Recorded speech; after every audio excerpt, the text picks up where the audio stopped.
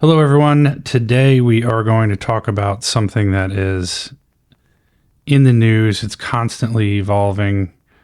More and more is coming out, especially with what's happening with Doge and everything else with the USAID and all the audits that are happening. But we wanted to talk specifically about the CFPB, the Consumer Financial Protection Bureau, because it does relate to the financial industry.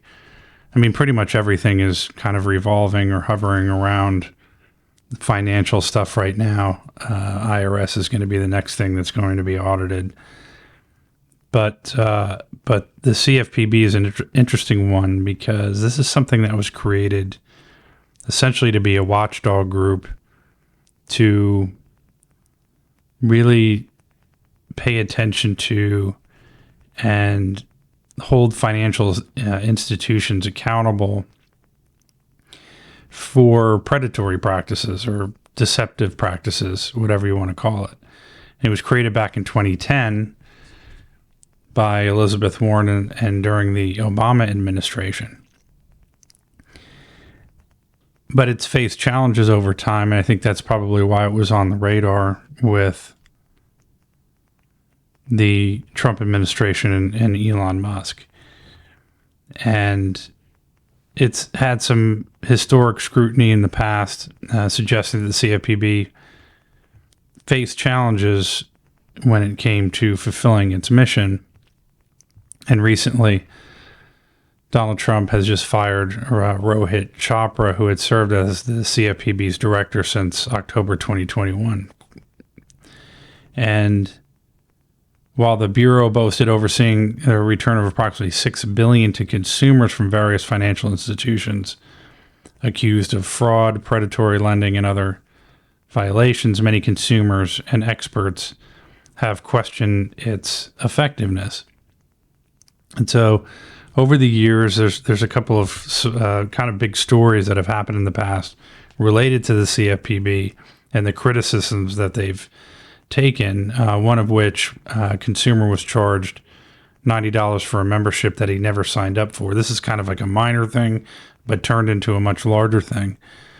CFPB knew about this, where people were getting charged this membership fee, and those things obviously add up over time. But thousands of people ended up having to be affected or negatively affected and charged before the CFPB actually came in and did anything. The biggest one I think that I can remember, and a lot of you probably do remember because this was national news, was Wells Fargo. Wells Fargo was quote unquote upselling accounts to consumers without them knowing it. So in other words, what they would do is they would open up bank accounts, savings accounts, checking accounts, things like that, unbeknownst to consumers, in order for, because I think they were running competitions and things like that to see how many people their employees how many accounts they could open up. And that's sort of typical of banks to do those kinds of things, to run competitions to see how many people can, or how many of their employees can open up checking accounts. But that was a major problem. And CFPB didn't do anything until, of course, the media brought it to their attention. I remember that. Yeah, that was a pretty big story. That was a big story. So, and Wells Fargo since then has had major problems, and they've kind of been ignored. So once again, and I've had issues with the CFPB reaching out to them regarding our financial institutions that we've dealt with, or just one in particular. And the CFPB is, to me, they didn't do anything. So I think that's where the criticisms are coming from is, what was the point of this? Is it another government bureaucracy? And that's what's being looked at right now. Mm-hmm. So some of the recent developments, in addition to firing Chopra, the Trump administration has overseen major staff cuts as well. And NPR wrote an article, and they said that dozens of CFPB employees were terminated under the direction of acting head Scott Bessent and White House Budget Director Russell Vought. Many of these employees were involved in enforcement and supervisory roles, leading to concerns about the Bureau's ability to perform its core functions moving forward. So essentially, it's kind of like a zombie company, I guess, right now. And you sent me this tweet that, and by the way, if you want these tweets and you want to see what it is that I'm talking about and references, make sure you go to www.dennishendrickson.com. We'll have this story in more detail with the copy of the Twitter posts on there, or X posts, whatever you want to call them these days. And all that stuff will be there. So once again, as I read out these posts, you'll be able to go there, sign up for free, and be able to look at them. But this one you sent to me, Eric Daugherty, said Trump administration sets up a tip line on X for individuals to report the CFPB if it's still pursuing them. In other words, what they're saying is if you're still being invested by the CFPB and they're still performing their functions, let them know, because they want to deal with that. Mm-hmm. So in other words, they don't want the CFPB to operate anymore. So it's kind of weird. I don't know at this point if they've terminated everybody. This is sort of, once again, a story that has been going on for a few days, at least maybe a week now. Yeah, it has been going on. But we really don't know. Like, has everybody been fired? Is it just sort of like everybody don't do anything, but stay where you are. Still report to work, but don't do anything. It's kind of a strange story. CNN reported that the CFPB had been criticized for awarding lucrative expert witness contracts to consultants. This is a different part of the story. Without proper oversight during Chopra's tenure, critics argue that the practice may have wasted taxpayer dollars while doing little to advance the Bureau's mission of protecting consumers. So this is another criticism that was reported by CNN that, once again, kind of like USAID and other areas within the federal government where people are getting lucrative contracts and really nothing's happening. So people are getting paid to essentially do what they're being accused of, is doing nothing. AP News, there's a lot of news articles, a lot of different news organizations that are coming out with stories, but the AP, Associated Press, has said the White House Budget Director Russell Vought has indicated that an additional funding for the CFPB will not be forthcoming. And he said there's an existing balance of $711 million at the CFPB. And he said that it's sufficient for its scaled back operations. And Elon Musk, is another Twitter post or X post that you can see at DennisHendrickson.com, where Elon Musk had said CFPB has $711 million. That money should be returned to taxpayers. That's the Twitter post that he put out there. That's a lot of money. That's a ton of money.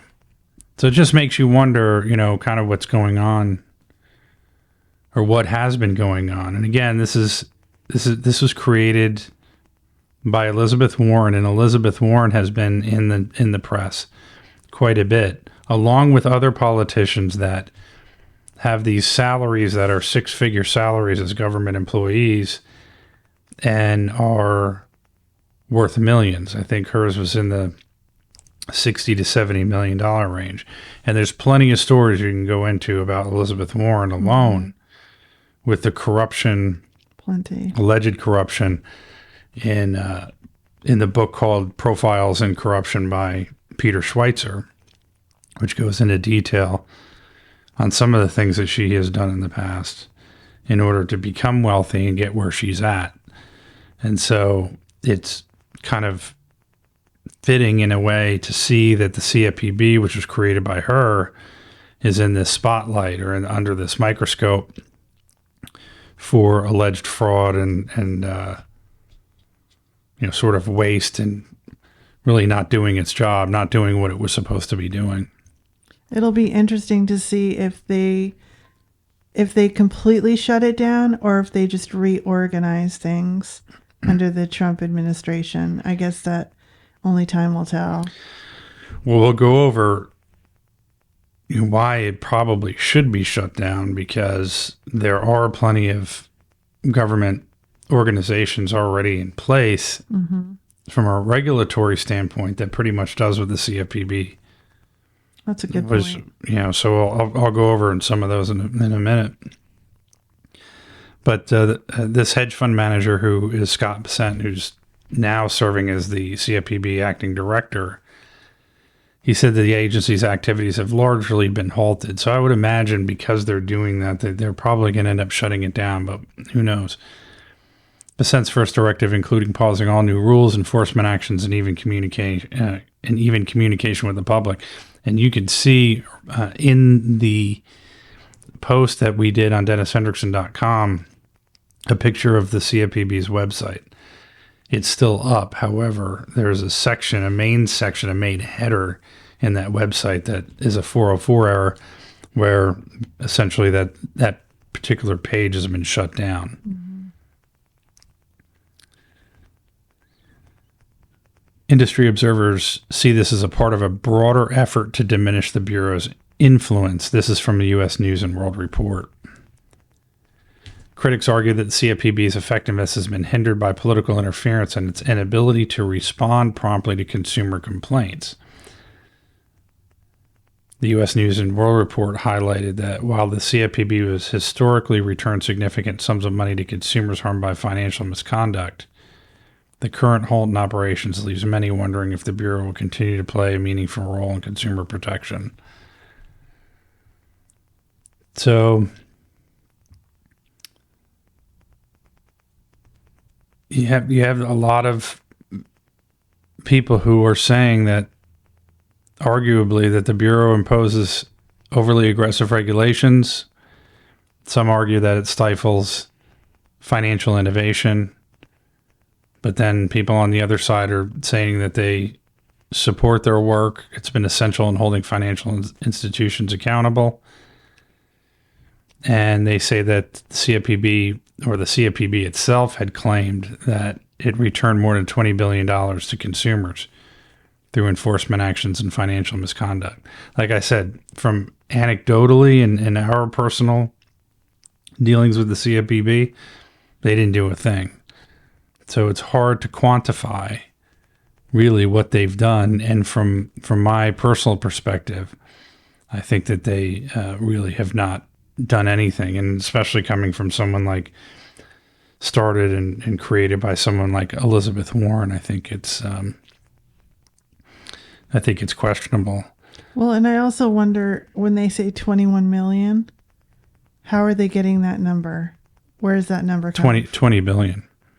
20 billion? 20 billion I'm back sorry. to consumers, yeah. 20 billion. So Yeah. that's a big number. So how is it that they would be able to track that number?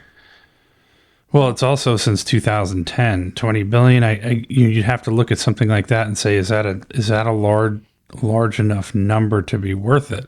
Mm-hmm. And so, it's a tough question to answer, but I think when you're talking about lucrative contracts and all the stuff that we're finding out about the government over a very significant amount of time, that a lot of people have been getting rich off the American taxpayer, that there's something that somebody knows.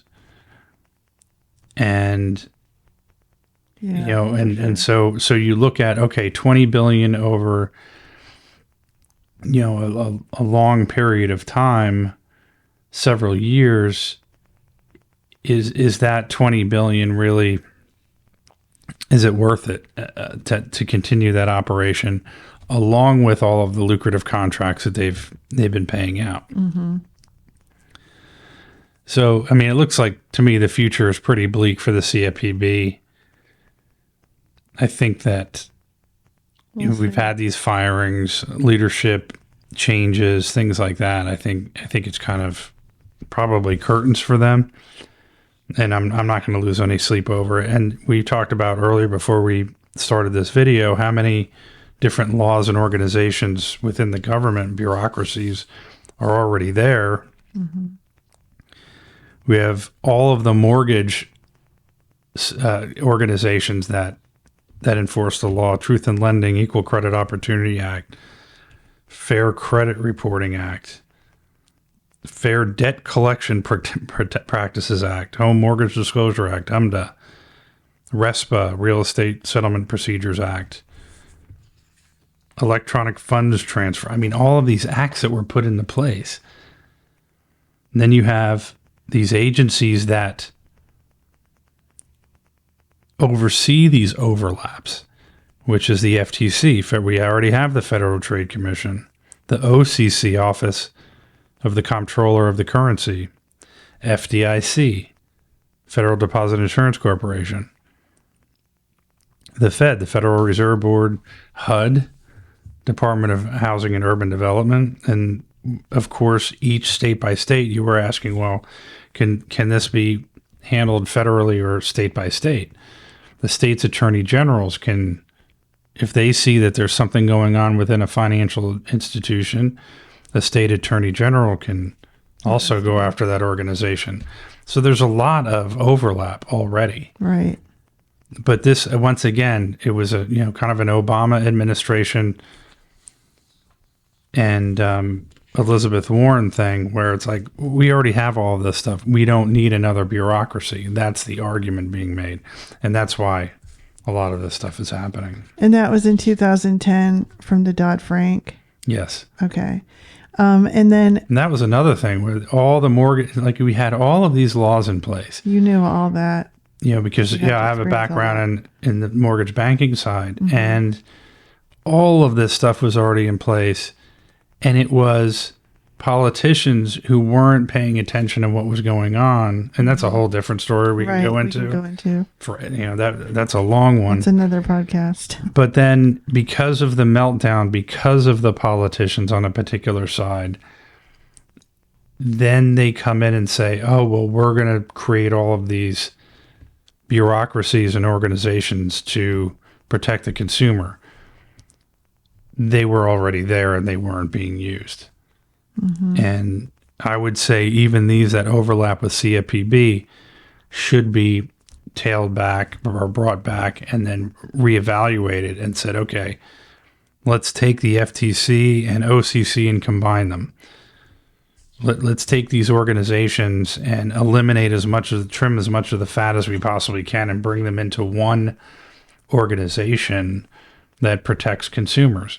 There should be an organization like that for sure. Right, totally. But having all of these different acts and then all of these different bureaucracies,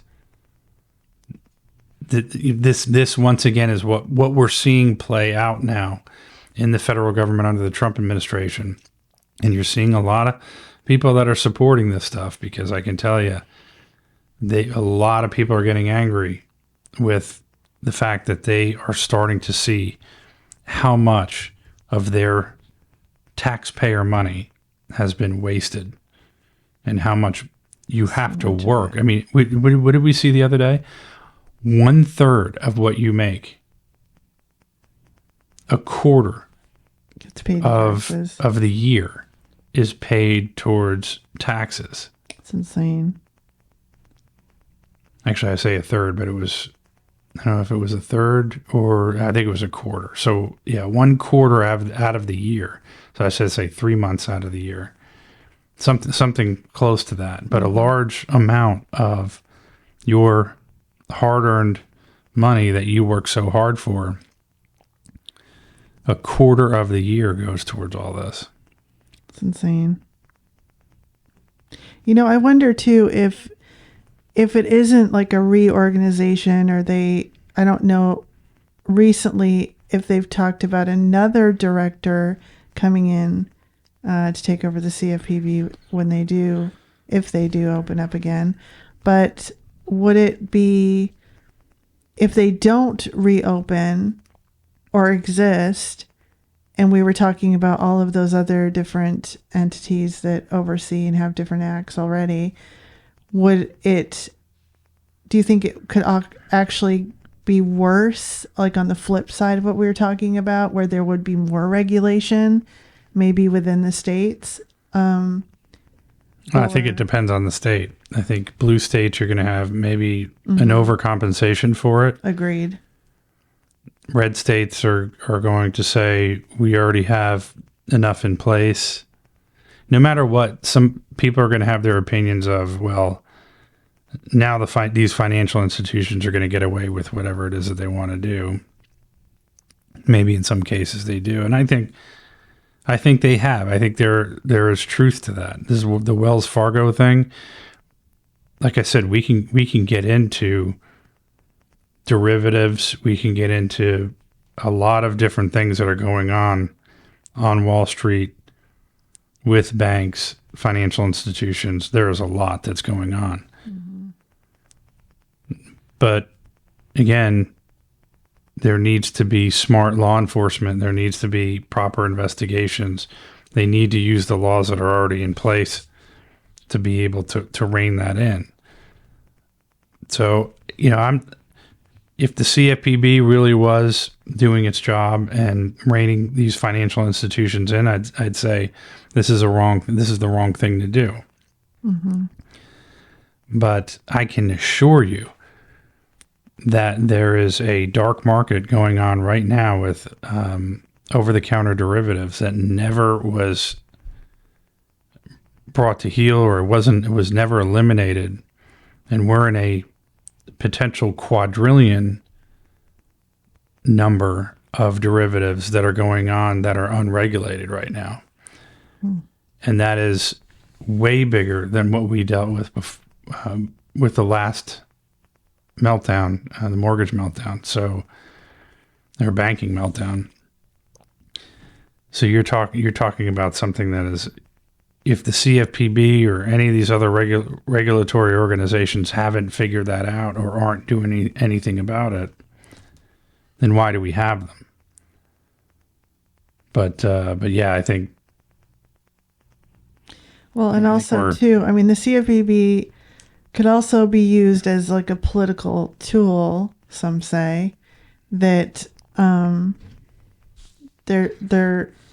it's too much over-regulation for smaller businesses or medium-sized companies or enterprises. So there could be the flip side to anything. Well, anytime you have these regulatory organizations, what ends up happening is the larger companies can deal with it because they can hire people to deal with all the paperwork and the administrative tasks. The smaller businesses can't do it because they can't afford to hire somebody just to deal with this stuff. So there's arguments on both sides for sure that smaller businesses are going to say, we can't deal with this or with this regulation. It's just too costly to us. And it's really the larger companies that are the ones that are more powerful, like a Wells Fargo compared to a smaller community bank. The Wells Fargos are the ones that need to be looked at. The Bank of Americas need to be looked at. Larger companies should be is the reason for these larger bureaucracies. The smaller companies don't need them as much. I mean, there are, I'm sure, plenty of them that break the law, but this is one of those things where it's tough. But I think that there's already enough there. They need to. It's one thing to get rid of the CFPB, but now what are you going to do? Are you going to go back and say, okay, FTC, OCC, FDIC, guys, we're all going to get together and we're going to fill that gap, or do what it was we were supposed to do so we don't need another agency like the CFPB? I don't know. So I don't know of any stories, and I'd be interested to hear what other people think. And please comment when you see this video. We'll be posting it in multiple places. But again, go to the DennisHendrickson.com website. But I'm interested to hear what you have to say. Your thoughts are, do you know any large stories of how the CFPB has helped, like big cases with fraud or financial crisis or anything like that? I don't know of any big stories myself, other than the one that you had mentioned. Yeah, I'd like to hear. So I'm anyone say, have you dealt with the CFPB? Have you tried to have the CFPB work on your behalf or help you with a consumer complaint? I'm curious on how that turned out.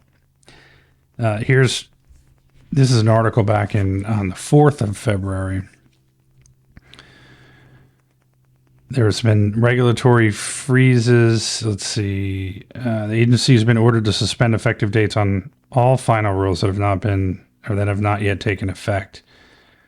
This includes major regulatory measures such as prohibition on including medical debt and consumer credit reports.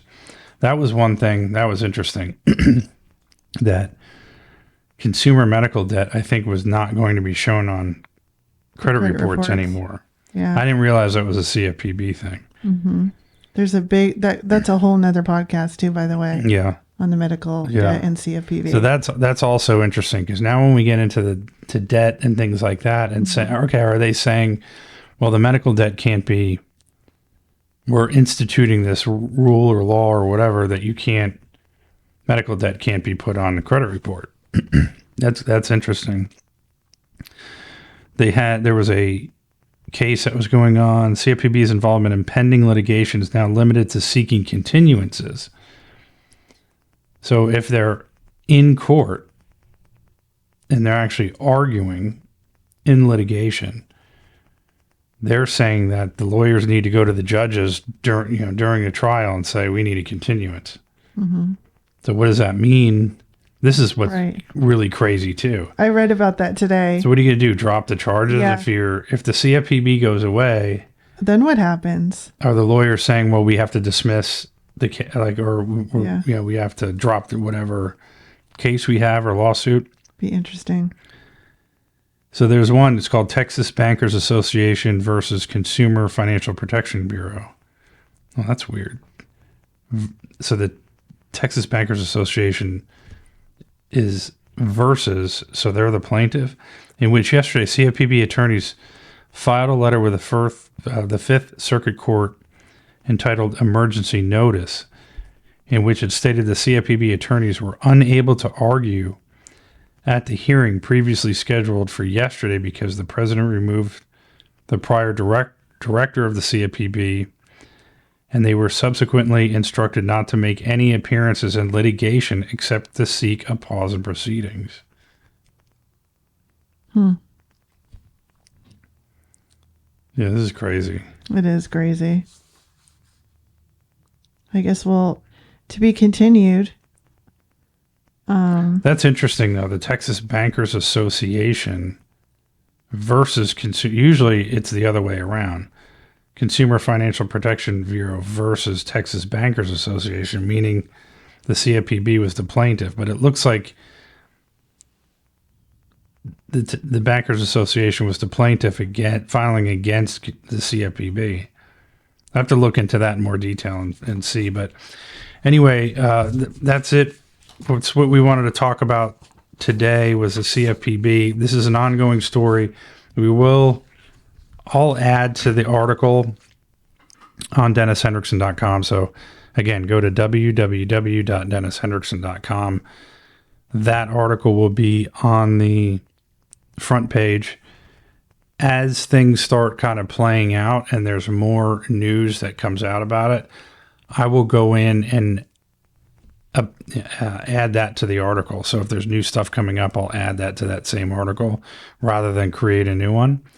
And we'll talk about it in subsequent videos as well, because this is kind of interesting that, there's a lot of people in the industry, the financial industry, accounts receivable industry, that I'm sure are really curious to see what ends up happening and see how this all plays out. Definitely. Yeah. And I'll make sure that, we get those updates to you, because I think more information came out right before we got on this podcast. So we'll keep that updated on our website. Did you want to touch on anything on the website as far as reaching out to us? Yeah, if you go to that article, what you'll see is banner ads if you want to advertise with us, or if you want to be a sponsor to the podcast, you can do that. And so go to www.DennisHendrickson.com. Again, read that article, and then also sign up. You can sign up for free or you can pay, where there's additional content that we'll be creating that is going to be exclusive to those who subscribe. But if you do sign up for free, at least what happens is when we do post, you will be notified. And again, if you want to advertise with us, you can go there, read the article. At the bottom of the article, you will see a contact us to advertise, and you can click on that, send us your information, and we can give you a shout and get you on our website and get more exposure. So that's about it. Yeah, I mean, I encourage everyone to check that out, and if that's all that we have for this podcast, until the next time, do we want to talk about our next podcast? That would be next week.